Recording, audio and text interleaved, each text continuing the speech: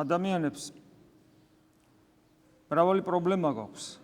თუმცა ერთ-ერთი ყველაზე მთავარი პრობლემა ყურადღების მიღმარჩება ხოლმე ადამიანს საერთოდ. ყოველთვის ესე იყო და დღესაც ესეა. ეს პრობლემა სიკვდილის პრობლემაა. ძალიან ბევრი ვაჟკაცი გვინახავს, როდესაც სიკვდილი მიუახლოვდება, მერე უკვე შიშები ეწყება. ადამიანი თუ შეურაცხადი არ არის, მას სიკვდილი არ სურს. მით უმეტეს თუ ადამიანი ურწმუნოა, მას ნამდვილად არ სურს გაქრობა.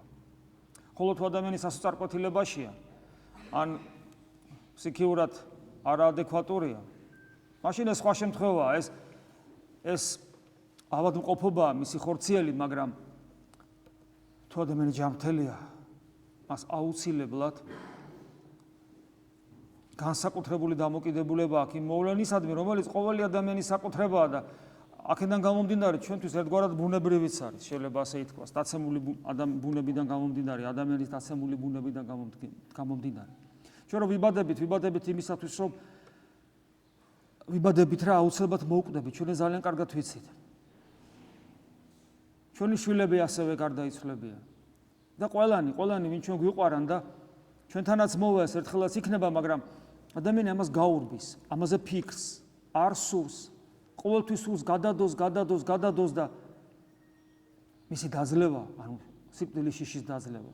მით უმეტეს თუ სიკვდილი არის ძალადობით, წამებით, ტანჯვით, შეურაცხყოფით. მით უმეტეს ადამიანს ეს ნამდვილად არ სურს. შესაძლებელია თუ არა სიკვდილის დაძლევა. რა თქმა უნდა შესაძლებელია. რითი არის ეს შესაძლებელი? რწმენით ადამიანი იტყვის. იცით, ჩვენ ეკლესიის ისტორია გვასწავლებს, რომ პირველი 3 საუკუნის განმავლობაში 100,000-ობით ადამიანი კვდებოდა ქრისტესათვის და რომის იმპერიას გარეშემტერმა იმდენი რომის იმპერიის მოსახლეობას გარეშემტერმა იმდენი ზიანი ვერ მიაყენა რიცხობრივი თვალსაზრისით, რამდენიც თვითონ იმპერატორებმა მიაყენეს საკუთარ ერს, როცა ისინი ქრისტიანებს ხოცავდნენ პირველი 3 საუკუნის განმავლობაში. ამის აღწერა ათლა შეუძლებელია, იმდეს ხოცავდნენ.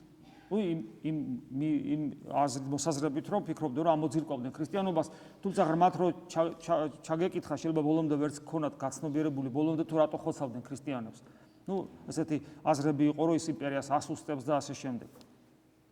მაგრამ ეს რო ტყუილია თვითონ ისტორიამ დაადასტურა, იმიტომ რომ რომის იმპერიის აღმოსავლეთმა ბიზანტიამ გაცილებით დიდხანს იარსება და გაცილებით ძლიერი იყო ვიდრე თავის დროზე რომის იმპერია იყო.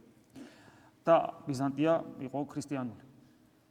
ანუ ჩვენ ხედავთ, რომ ადამიანებს ყოველთვის ეშინოდათ, ყოველთვის გაურბოდნენ და რწმენა, რომლითაც ჩვენ შეგვიძლია ვთქვათ, რომელიც ჩვენ გამოვიყენოთ შეიძლება არგუმენტად, რომ რწმენის გამო ადამიანი თავს გაწირავდნენ და პირველი საუკუნის მაგალითი გაგვახსენდება, ჩვენ უნდა გვავიწყდება, რომ იგივე პირველი 3 საუკუნის განმავლობაში ქრისტიანობისა მრავალი იყო.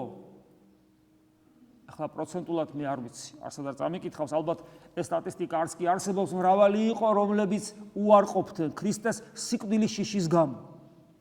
და ამის გამო, სწორედ აი ამ მიზეზის გამო, საეკლესიო სამართალში და განწესებებში შედიოდა და წმინდა მამები მსჯელობდნენ, აი როცა ადამიანი უარყოფს, როცა უღალატებს ქრისტეს, უარს იტყვის თავის წამსე და იქ კერპს რაღაც მარცვალს დაუყრის ან იმპერატორის ბიუსტს და ასე შემდეგ, რა უყოთ ესეთ ადამიანს? მივიღოთ თუ არ მივიღოთ უკან ეკლესიაში.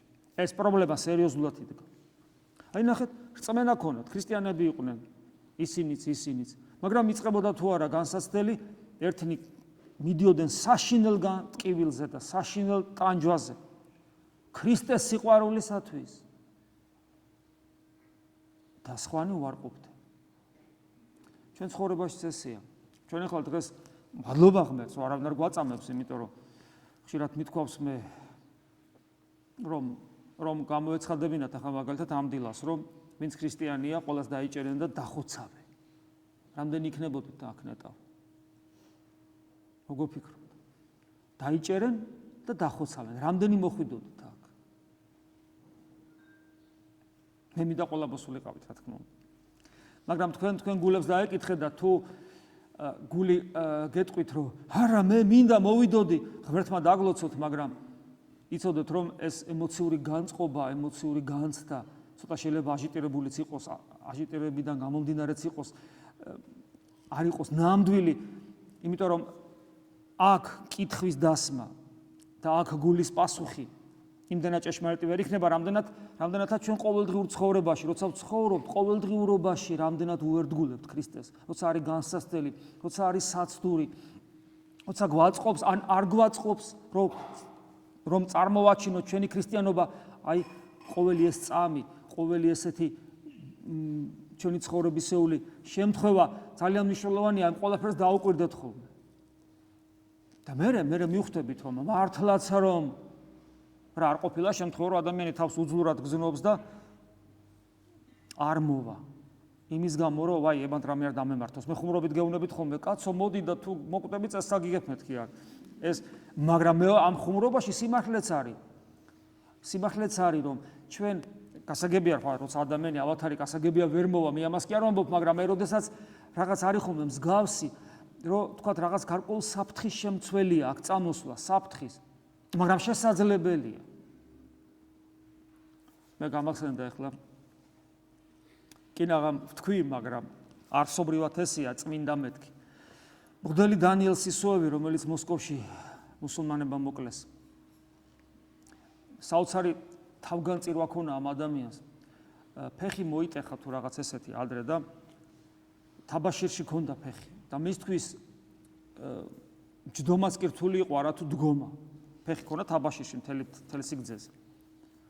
გაეპარა ოჯახიდან, ცოლსაც გაეპარა. წავიდა და წირა. ოღონ, ხანდახან წამოდგებოდა ხოლმე, მე დაждდებოდა, იჯდა ხოლმე. საოცრებაა, წარმოედგინეთ. ფეხმოტეხილი თაბაშირში ყოფი ესე იგი ადამიანი ვერ მოითმინა, მიუხედავად ექიმის აკრძალვისა, რომ წირვა არ ჩაეგდო. და მისმა ცხოვრებამ დაადასტურა, როგორიც იყო იგი. ეს იყო იმდენად გულმხორვალი ადამიანი, რომ მას უბრალოდ სხვანაირად არ შეეძლო. მიუხედავად იმისა, რომ 14 ჯერ გააფრთხილეს მუსულმანებმა, რომ მოგკლავთ და არა, კლავდნენ რის გამო? იმის გამო კი არა, რომ მუსულმანებს ფიზიკურად დაძდებდა. პოლემიკაში, მათთან პოლემიკაში ყოველთვის გამარჯვებული გამოდიოდა. რატომ? დანიელი იყო, მამა დანიელი იყო მაგარი. მაგარიც იყო, რა თქმა უნდა. მაგრამ არა მხოლოდ მაგიტომ. არამედ იმიტომ, რომ მართლმადიდებლობაა ესეთი. მე ხშირად მithქვავს, ნებისმიერი აღსარებელი, ნებისმიერი რელიგიის წარმომადგენელი დასვით მართლმადიდებლის გვერდზე. არა იმისათვის, რომ იკამათონ. კამათი ჩვენი საქმე არ არის. ჩვენ არაფერს არ ვამტკიცებთ არასოდეს ქრისტიანები. ქრისტიანები არ ვამტკიცებთ, პავლე მოციქული პიტაპრო გვეუბნება. და წმინდა მამებიც გვასწავლია, ჩვენ არასოდეს არაფერს არ ვამტკიცებთ. აბა რა საკეთებთ? იკითხავს ადამიანი, ჩვენ ვამოწმებთ.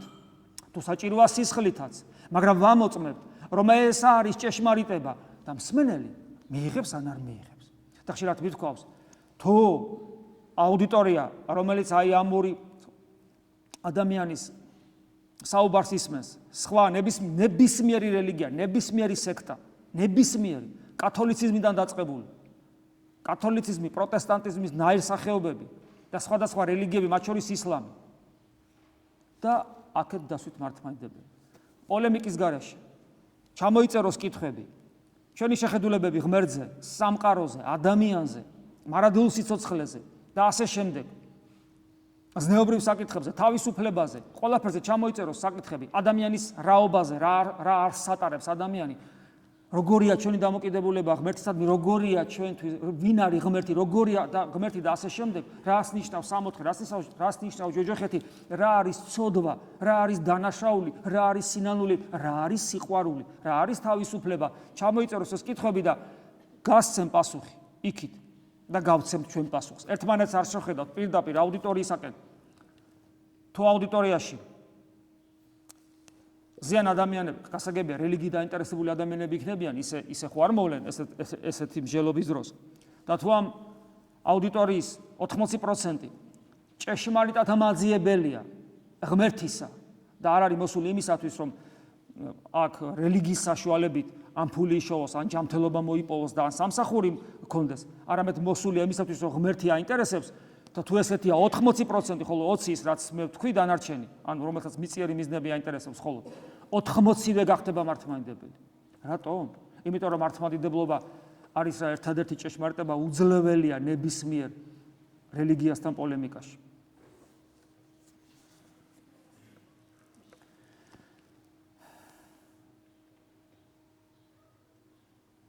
რწმენა ჰქონდათ პირველი 3 საუკუნის განმავლობაში იმათაც ვინც კვდებოდნენ და იმათაც ვინც არ კვდებოდნენ, მაგრამ რა იყო თავარი მათ შორის? რწმენა ვთქვით და რწმენა ჰქონდათ, მაგრამ ღალატობდნენ, რწმენა ჰქონდა და არ ღალატობდნენ, ესე იგი, ასე სიტყვით რწმენა არ განიმარტება ვისთვის რა არის რწმენა და ვისთვის რა არის და ჩვენთვის რა არის რწმენა. რა არის რწმენა ჩვენთვის, რა არის რწმენა შენთვის? რა არის რწმენა შენთვის? თუ რწმენა ჩემთვის სოფხედველობა, რაღაც იდეა, რომელსაც მე უნდა ვემსახურო, რომელიც სოფხედველობა ღირს იმათ, რომ თავი გავწირო კაცმა რო თქოს. და თანაც არა აფექტის მდგომარეობაში, როცა კიდევ შეიძლება ადამიანმა ივაშკაცოს აფექტის მდგომარეობაში, არამედ ყოველდღიურობაში. რას წარმოადგენს იდეა ყოველდღიურობაში, რას წარმოადგენს სოფხედველობა ყოველდღიურობაში, რომ ყოველ დღე მე მზად ვიყო მოვკვდე ამისთვის. დავძლიო სიკვდილის შიში. საჭიროა.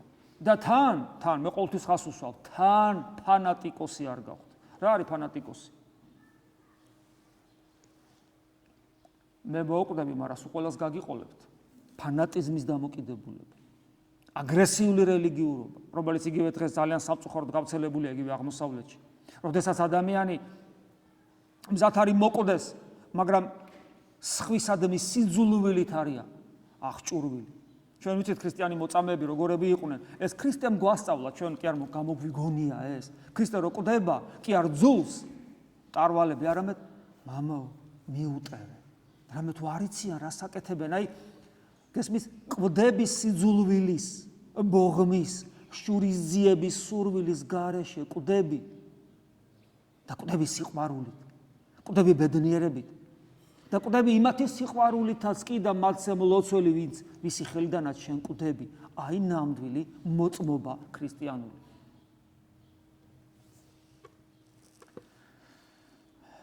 იმისათვის რომ აი ამგვარად მოკვდე, საჭიროა არა უბრალოდ სოფხედველობა და საჭიროა არა უბრალოდ იდეა და შენი დამოკიდებულება მოვლენისადმი, არამედ საჭიროა სიყვარული. ეხლა რატო ვახსენებ ეს? შედარებისათვის. მოციქულები, რომლებიც არიან მამაკაცები. მამაკაცების შინაგანი სამყარო უფრო გონებას ემორჩილება. ესეთია, ჩვენ ვიცით.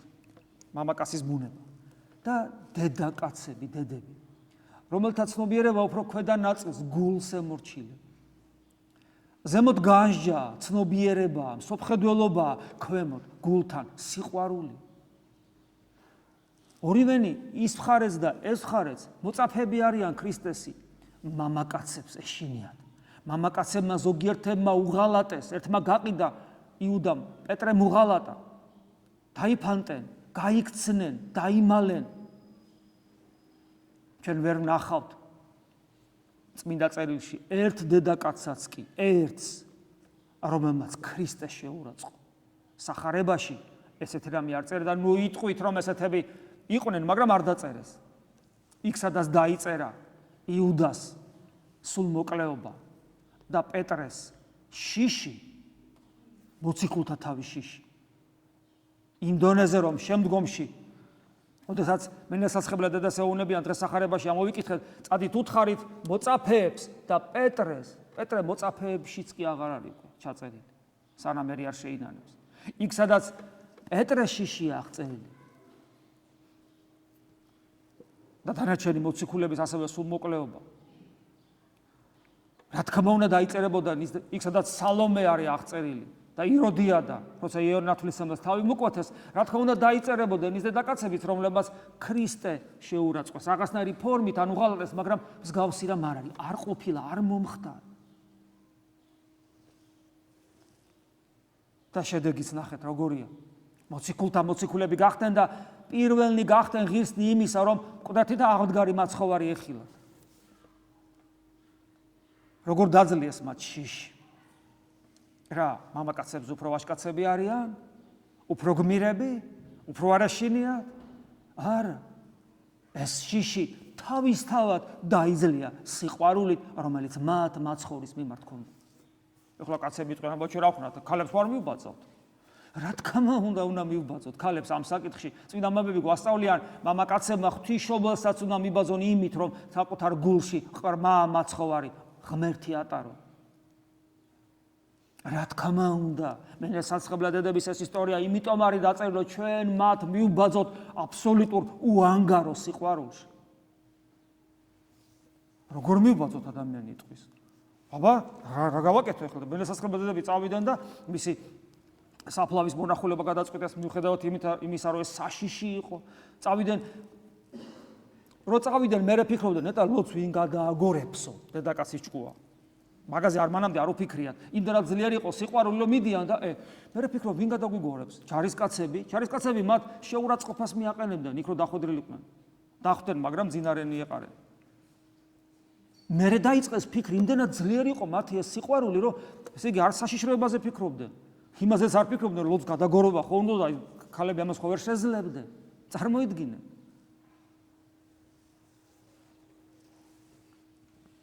ხოდა მამაკაცებმა როგორ მივბაძოთ? უფლისადმი ერთგულების შესაძლებლობის მეტი რა გვეძლება ჩემო კარგებო, თუ ჩვენ ამას მოვინდომებთ. თუნდაც ჩვენი ტაძარი ავიღოთ. დაიხედეთ, რამდენი წელი ეს ტაძარი ფუნქციონირებს? 7, 8, 9 თუ 10 აღარც მახსოვს. და ნახეთ რამდენი ხანია მტვერში და რამდენი ხანია ხრეშზე. რა ქვია ქართულად? რა ვიცი, რა ქვია ქართულად? რაც ქვია. ღორღზე დავდივართ. რამდენი ხანია ყოველთვის ტაძარში შესვლისას, როცა შევდივართ იმ პატარა ტაძარში, რომელიც ვერადავერ დავამთავრებთ, რომ იკურთხოს მისი პერიმეტრი და აქაც მტვერი შემოგვაქვს საკურთხეველში.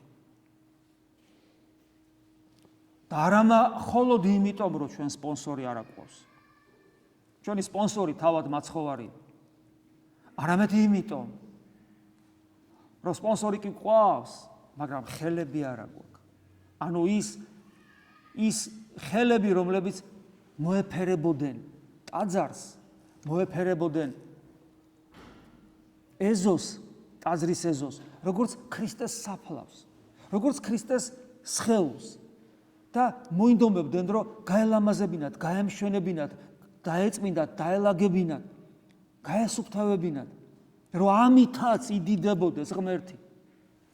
საქმის მეტი რა არის, რითაც ჩვენ მენესაცხვებლა დედებივით უანგარო სიყვარულს გამოხატავთ, თორე რა სიჭირდებოდა ღმერთს, რა სიჭირდებოდა იესო ქრისტეს, მისი სხეულის მოვლა დედაკაცების მიერ. ცოტა ხანში უნდა აღმდგარიყო მკვდრეთით, რა სიჭირდებოდა იესო ქრისტეს ის ძვირადღირებული მირონის დასხვა, რა სიჭირდებოდა. მაგრამ სადაც სახარება იქ ადაგება, ამ დედაკაცის აქციელი ყველგან იქ ადაგება ამბობს მაცხოვარი. არ ჭირდება ღმერთს, მაგრამ ჩვენ გვჭირდება სიყვარული ღმერთისა. რატომ? ვინც გიყვარს, შენი სული მისკენ გაფრინდება, როცა გარდაიცვლები. ხოლო თუ შენი ქრისტიანობა ეგოისტური ქრისტიანობაა, მხოლოდ საკუთარი თავისათვის. საკუთარ თავს ატყვილებ, იმიტომ რომ ქრისტიანობა არ არსებობს საკუთარი თავისათვის, მხოლოდ. ვინც წარიწყმეთ საკუთარ თავს, ჩემთვის გინას სახარებისათვის ბრძანებს უფალი, ის აცხოვნებს მას.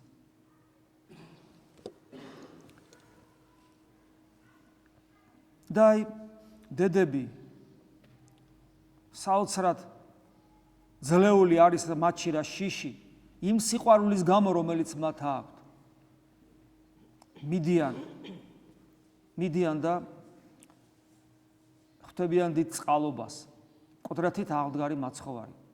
ყოვლადწმინდა ღვთისმშობლის მერე პირველი მარიამი იხილავს, მაგდალინელი. შემდეგ სხვები იხილავენ.